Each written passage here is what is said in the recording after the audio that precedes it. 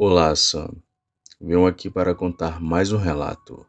Dessa vez esse caso aconteceu comigo. Bom, em uma noite de sexta-feira, eu estava indo para a casa do meu pai depois da minha catequese. Para chegar até lá, tinha que passar por uma descida muito grande, que não tinha poste de iluminação. Eu comecei a descer a rua, só que me senti sendo observado. Fiquei meio paranoico e com um pouco de medo. Também estava eufórico. Quanto mais eu descia, mais longe os postes iam ficando, e consequentemente cada vez mais ia ficando escuro, e mais aqueles sentimentos me consumiam, medo e a euforia. Até que escutei alguém andando, bem atrás de mim. Me virei já preparado para correr, mas não era nada. Então achei que fosse coisa da minha cabeça. Na verdade, achei que realmente era. Acho que era só o medo mesmo. Enfim, continuei andando até a casa do meu pai. Um pouco perto do fim da descida, já chegando em um lugar onde tinha poste de luz, eu olhei para o lado onde tinha um grande campo, em que havia muito mato, e lá havia algo correndo no escuro, e lá pelo fundo. Era bem grande e corria sobre quatro patas. Quando vi aquilo, eu saí correndo até o fim da rua, até que cheguei. Depois corri até a casa do meu pai, tranquei o portão e entrei para dentro de casa. E nunca mais vi aquilo outra vez.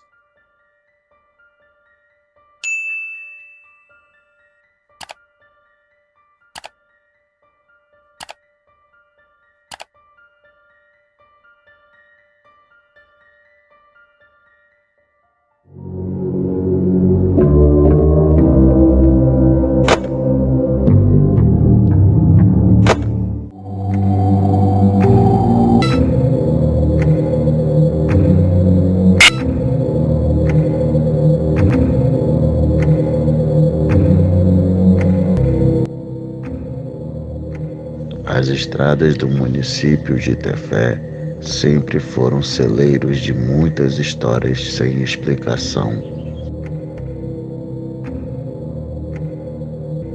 Não é raro encontrar pessoas que conhecem pessoas que passaram por situações assustadoras, ou mesmo moradores da zona rural que, em seu trajeto, indo e voltando para a cidade, passaram por alguma experiência sobrenatural.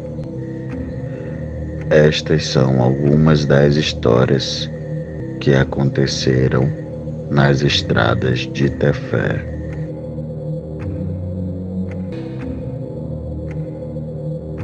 A primeira história que eu vou contar me foi narrada por uma amiga da família, uma pessoa a quem eu tenho um grande apreço. Esta amiga conhece a família do envolvido na história e, em respeito à privacidade dessas pessoas, o nome utilizado aqui será fictício. Chamarei o personagem de João. João era um mototaxista que trabalhava nas noites na cidade de Tefé. Tinha preferência em fazer as suas corridas no horário noturno por algum motivo que este narrador desconhece.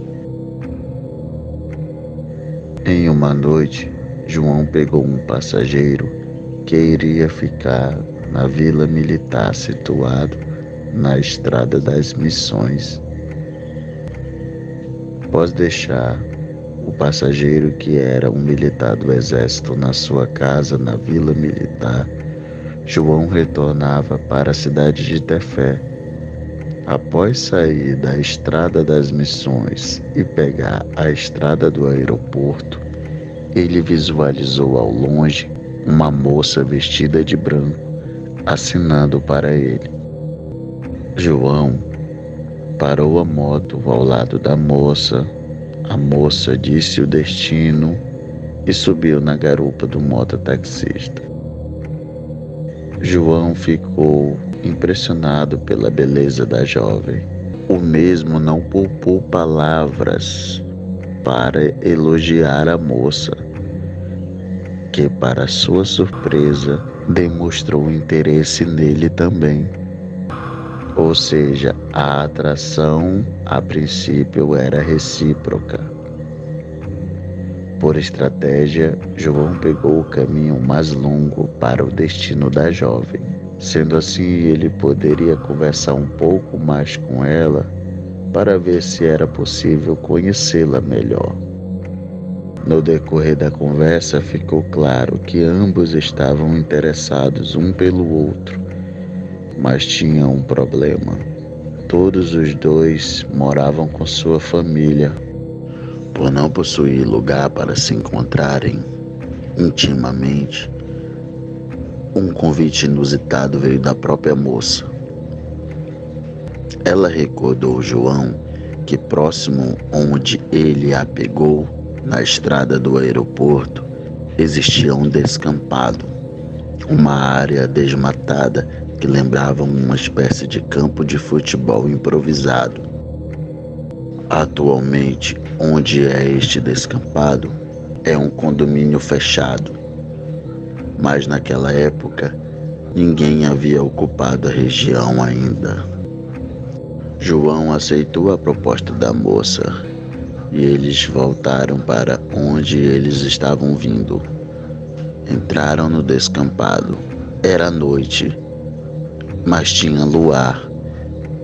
Então João estacionou a motocicleta, a moça desceu da sua garupa, logo em seguida João também.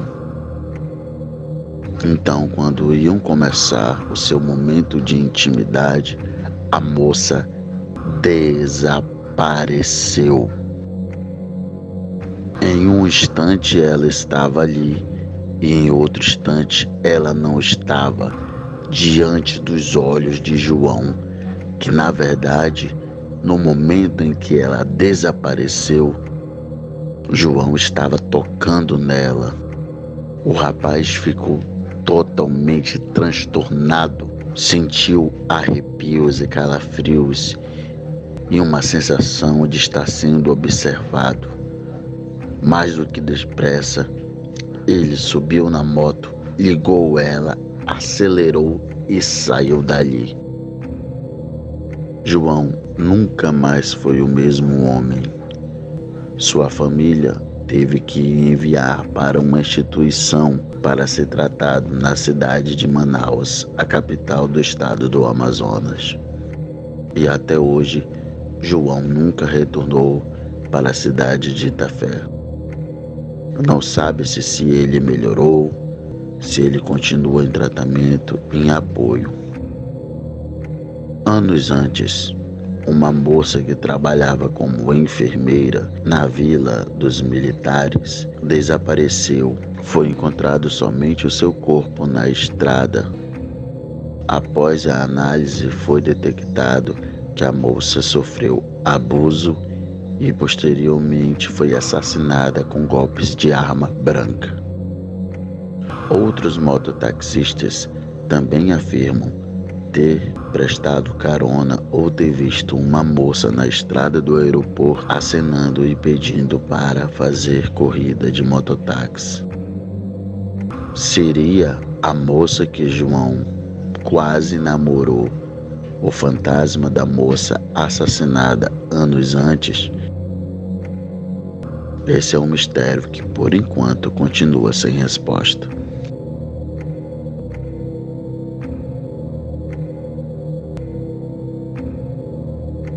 Outra história que também aconteceu nas estradas de Tefé foi me contada pela minha amiga da família, a mesma que contou a história do motoqueiro João e o fantasma da moça de branco. Ela conta que também conhece o protagonista dessa outra história, que usarei o nome fictício de Sebastião. Sebastião era um homem são. Até o ocorrido, nunca apresentou problemas psicológicos ou algo parecido. A família de Sebastião possuía uma propriedade rural na estrada da Agrovila. Era um sítio onde eles faziam farinha para revender. Uma vez, Sebastião estava esperando o transporte que naquele tempo era uma caçamba ou um caminhão que a prefeitura disponibilizava para levar e trazer os agricultores para a cidade. Hoje esse transporte é feito através de micro-ônibus ou um ônibus grande que a prefeitura disponibilizou. Mas há anos atrás era uma caçamba ou um caminhão. Sebastião estava próximo a um igarapé. Esse igarapé passava por debaixo da estrada, onde tinha uma drenagem que a prefeitura implantou, feita por tubos de bueiro de cimento de 1 metro de diâmetro. Uma série de tubos um do lado do outro, para não atrapalhar o fluxo do igarapé e a estrada fluir por cima. E tinha um homem sem camisa e de bermuda tomando banho nesse igarapé. Sebastião achou aquilo muito curioso. Ele começou a conversar com o homem coisas triviais. Quando ele perguntou de onde o homem era e para onde o homem ia, o homem disse: "Eu já vou." E se jogou no igarapé como se estivesse entrando no bueiro, mas não voltou de lá. O rapaz ficou esperando o homem aparecer do outro lado da estrada. Vale ressaltar que apesar desse bueiro ter esse diâmetro de 1 metro, tinha muito lixo dentro desse bueiro, muito mato, pedaços de madeira que a própria água traz quando tem chuva. Então ficava impossível um ser humano passar. Aquele rapaz desapareceu, não submergiu, não voltou. Sebastião ficou esperando aquele homem aparecer, ou então ficou esperando acontecer como se fosse alguma brincadeira, ele dizer que era uma piada e o homem aparecer do meio do mato, achando que foi uma ilusão de ótica, algo do tipo, mas nada, o homem não voltou. Naquela região, dias antes, tinha sido encontrado um corpo de um rapaz que tinha sido assassinado a golpes de arma branca. Quem fez essa maldade com o rapaz jogou o corpo naquele igarapé. Ele foi encontrado ali. Sebastião também nunca mais foi o mesmo. Até hoje o mesmo sofre de problemas psicológicos e fica recluso dentro de sua casa. De vez em quando, ele diz que o espírito do rapaz que ele viu na estrada no igarapé aparece dentro da casa dele até hoje, chamando ele para mergulhar junto com ele.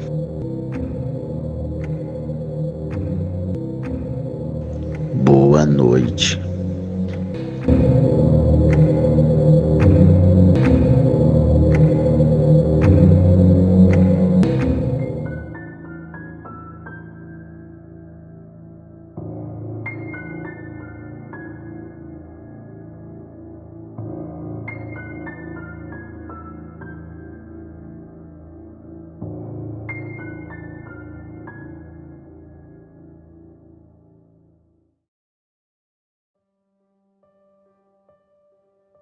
Boa noite. Me chamo Isaac. Sou morador de Tobias Barreto, que fica aqui em Sergipe. O que contarei a seguir aconteceu comigo quando tinha meus 19 anos. Hoje, com 42, ainda tenho lembranças daquele fatídico dia em que um caipora fez eu me perder na mata. E por muita sorte ele não me enlouqueceu. Antes de contar o relato, devemos voltar um pouco no tempo. Era o ano de 1993, quando eu tinha meus 13 anos de idade. Foi a data em que meu avô me levou para caçar pela primeira vez. Tá marcado em minha lembrança esse dia, pois foi a primeira vez que o vi fazer algo que não era do seu feitio. Armado com espingarda e um revólver calibre 38, fomos caçar. Porém, antes de entrar na mata, meu avô disse que ia fazer algo. Ele pegou no bolso e tirou um pacote de fumo. E logo depois enrolou no papel. Pensei que ele ia fumar ali mesmo antes de caçar. Mas ao invés de fazer isso, meu avô deixou o fumo no alto de uma árvore. Após fazer isso, ele rezou algo que até hoje não sei o que era. E depois de terminado, bateu 3 vezes na madeira com o cabo da sua espingarda. Só depois de ter feito isso que entramos naquela mata. Quando perguntei para o meu avô o porquê dele ter deixado o fumo na árvore, recebi a seguinte resposta: é para nossa segurança, Isaac. Nesse momento eu fiquei sem entender nada, pois ele estava armado com uma espingarda e com um revólver calibre 38. Mas mesmo assim precisávamos de segurança? Impossível, pensei comigo mesmo. E novamente dirigi a palavra a ele, perguntando se as armas não serviriam. Meu avô me olhou sério e seguiu falando. Não é desse tipo de proteção que estou falando, Isaac, e sim a proteção espiritual. Um dia você vai entender. Quando escutei aquilo, fiquei com medo, mas pensei que fosse algo relacionado a espíritos ou fantasmas. Então seguimos com nossa caçada. Não foi uma daquelas caçadas boas, mas me diverti muito para uma primeira vez. Ali era só a primeira de muitas caçadas que fui junto de meu avô. E em todas elas, ele sempre fazia o mesmo ritual. Deixava um pouco de fumo, rezava e batia 3 vezes na árvore. Eu tinha ciência que era para nossa proteção, só não sabia para o que era. Já estava no ano de 1999.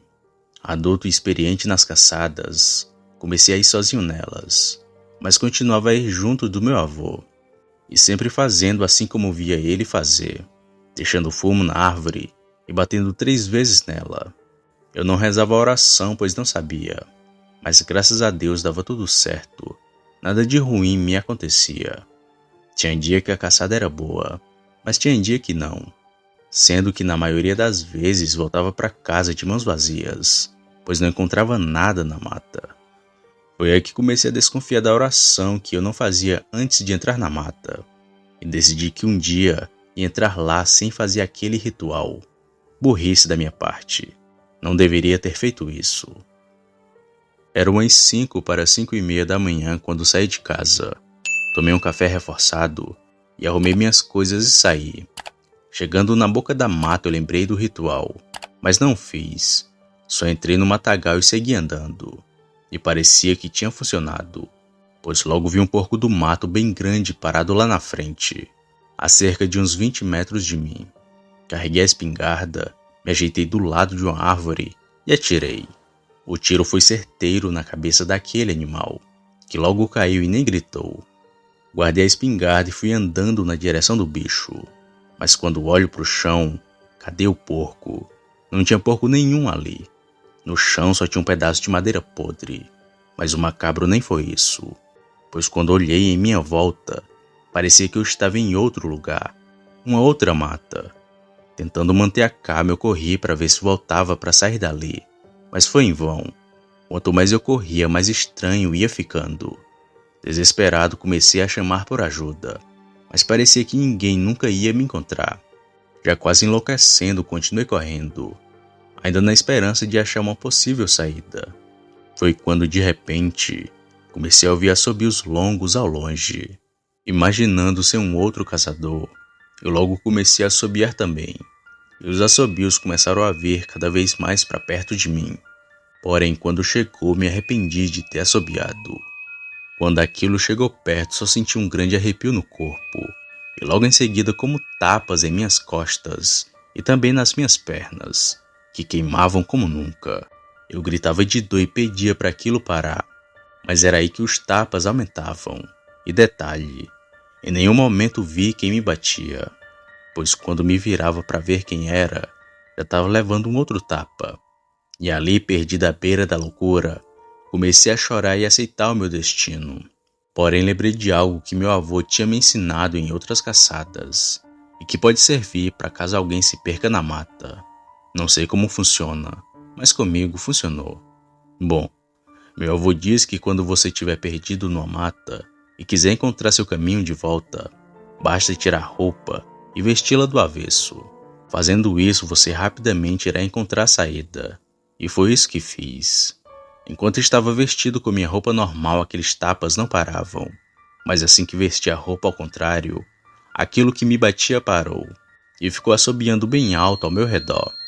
Quando olhei em volta, parecia mágica. Aquela mata era a que eu conhecia e não estava tão longe da saída não, pois depois de andar 10 minutos saí daquele pesadelo, a qual nunca mais quero passar. Quando cheguei em casa era mais ou menos meio-dia.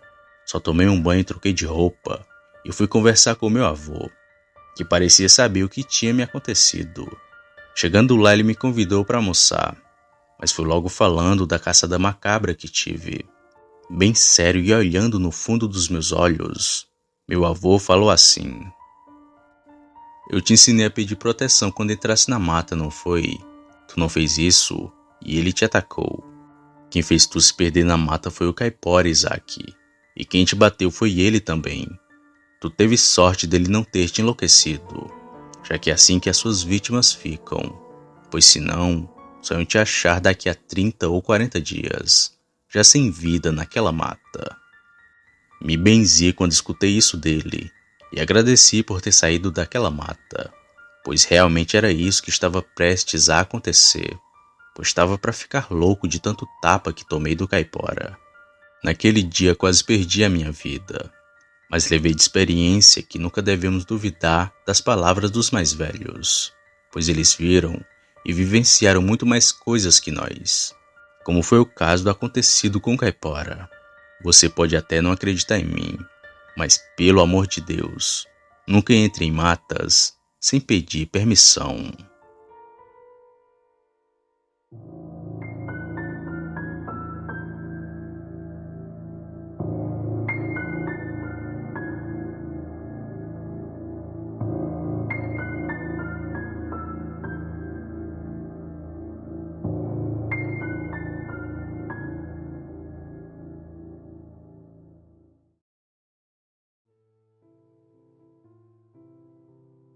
Boa noite. Eu me chamo Sara. Durante toda a minha vida morei em fazendas com meus pais e mais 3 irmãos mais novos. Hoje moro numa cidade grande onde trabalho. Estou aqui para contar sobre uma mania que tenho desde criança, a de dormir com a cabeça toda coberta.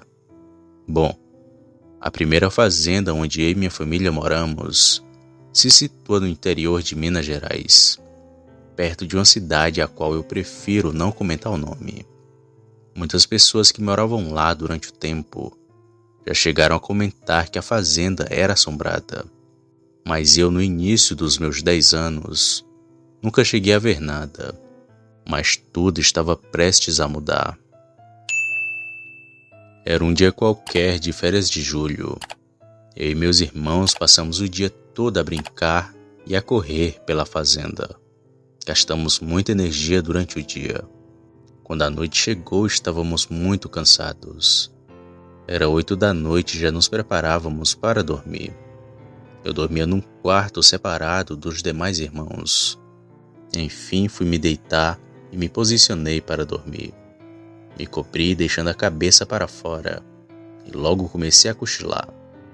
Não sei quantas horas tinham se passado, mas comecei a sentir um toque na minha cabeça. Era sutil, como se alguém estivesse fazendo um carinho. O toque havia começado na cabeça e rapidamente se estendeu pela nuca. Eu me virei pensando que era algum dos meus irmãos me pregando uma peça. Porém, ao me virar, não vi ninguém.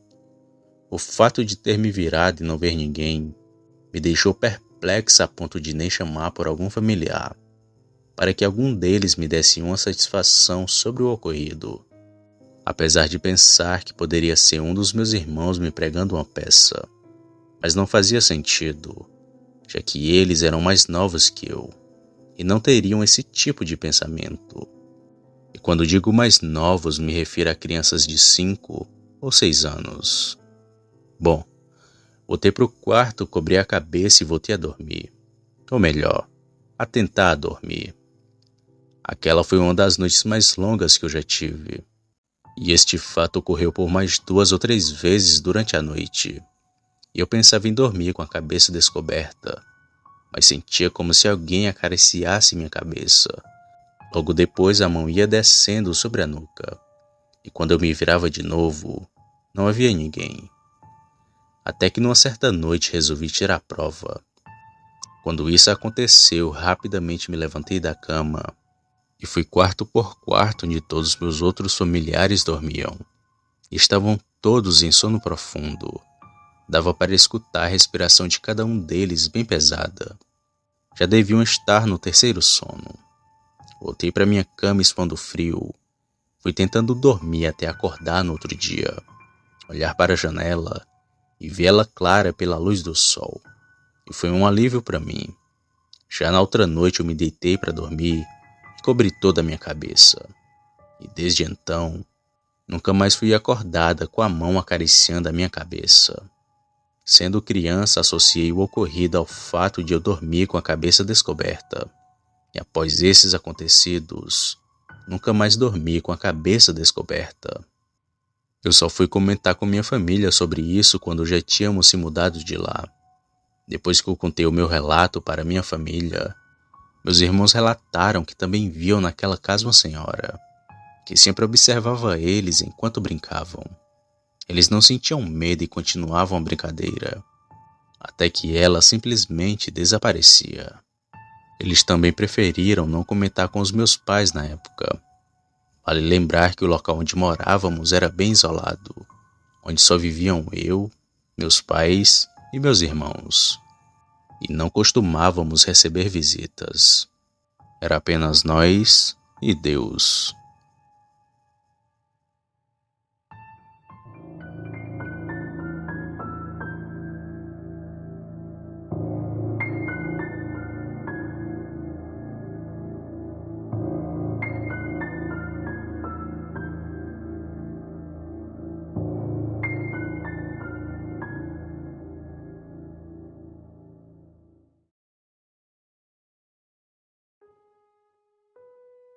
Boa noite, Sam. Eu me chamo Antônio e tenho 26 anos. Quero relatar um pequeno caso que aconteceu comigo na casa da minha avó. Eu já ouvi muitos relatos sobre lobisomem, mas que contarei em outra ocasião. Porém, o que vou falar aqui são todas palavras verdadeiras. Na época do acontecido, eu tinha 10 anos de idade e morava com meus pais em uma cidade chamada Jequié. A minha avó morava numa pequena casa na beira da BR-116.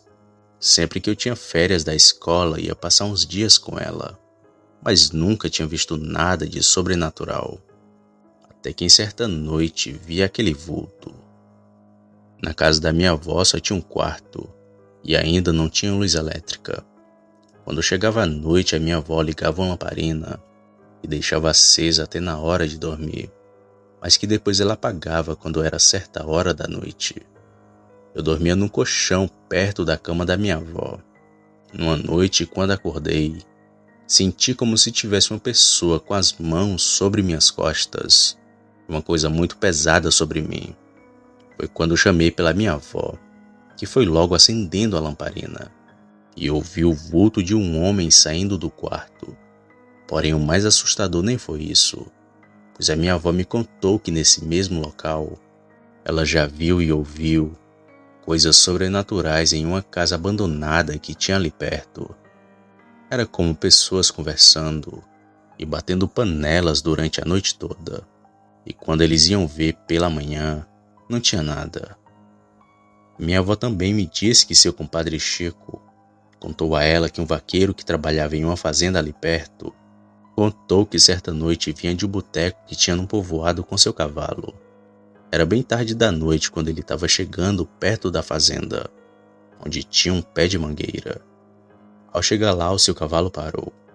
E quando ele olhou bem na sua frente, havia um caixão no meio da estrada. Ele falou que não teve coragem de passar ali e deu a volta por outra estrada.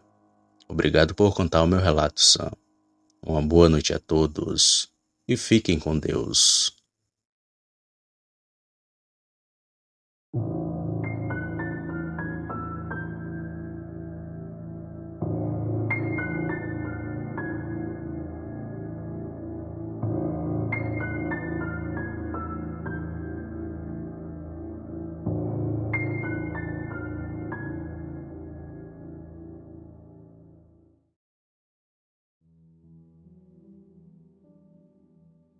Olá a todos, eu me chamo Carlos Miguel, tenho 38 anos e moro em Maceió, que fica em Alagoas.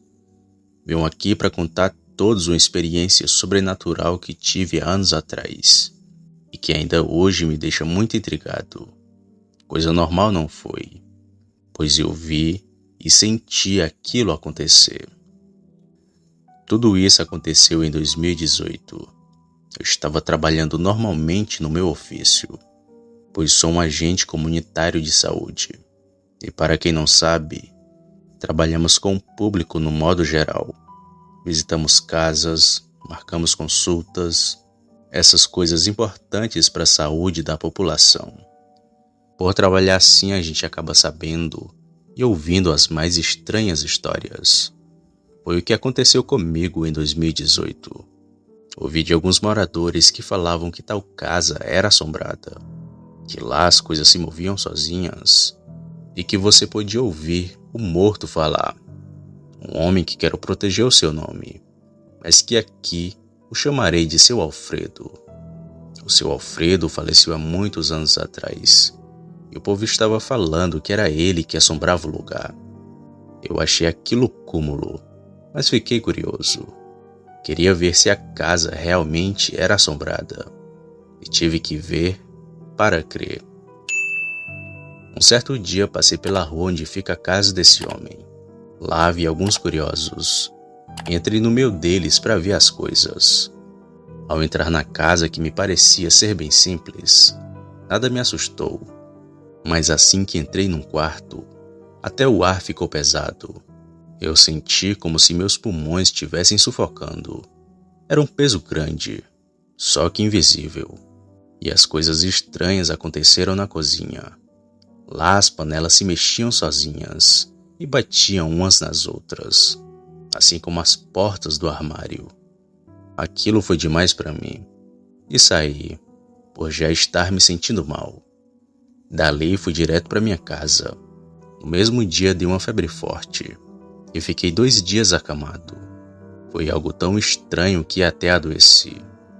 Dizem que os familiares do falecido trancaram a residência e que nunca mais abriram. Porém, quanto a isso, não tenho certeza, pois seguindo o conselho de minha mãe, nunca mais passei por aquela rua e tento evitar ao máximo aquele lugar, já que algo ruim reside naquela casa.